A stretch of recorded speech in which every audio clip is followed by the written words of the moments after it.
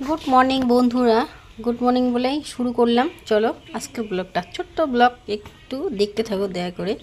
তো যাই হোক সবার প্রথম এই যে কাপড় ধুতে, সবার প্রথম না, আগে কাজকর্ম করছি কিছু কিছু।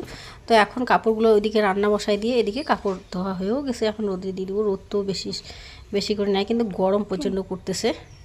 তো তারপর এখন কাপড়গুলো দিয়ে চলো রান্নাঘরে। তো এখানে কি রান্না করতেছি চলো দেখিয়ে দিই একটু। আর খুব তাড়াহুড়া, আর আজকে বৃহস্পতিবার বাজার করবে সন্ধ্যাবেলা, তাই এখন আমি এই যে শর্টকাট রান্না করতেছি। কালকে তো এই যে মাছ ধরে নিয়ে আসলো, তো ওই মাছ আছে। আর এইখানে হচ্ছে ঢেঁকি শাক ভাজা করলাম, একটা আলু দুটো পেঁয়াজ দিয়ে ঢেঁকি শাক ভাজা। আর কালকের এই যে মাছ, আলু একটা টমেটো দিয়ে একটুখানি ঝোল করতেছি।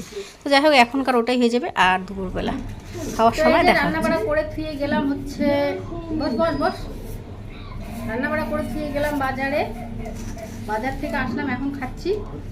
খাইয়ে দেয় একটু রেস্ট নিয়ে আবার যাবো ঘুমনে। তো যাই হোক আজকের দিনটা এত তাড়া। তো এই যে মাছ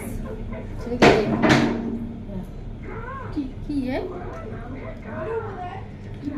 তো চলো খাই। এই মাছের ঝোল, ঢেঁড়ি শাক ভাজা, ঢেঁড়ি শাক আলু দিয়ে ভাজা।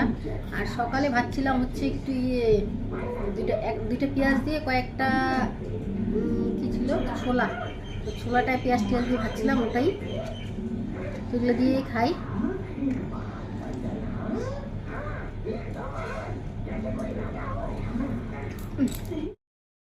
তো এই যে যাওয়ার জন্য রেডি হলাম, আবার ভবনে নদী দিয়ে যাবো, এদিক দিয়ে তো নাইটি পরে যাবো। গরু আসছে,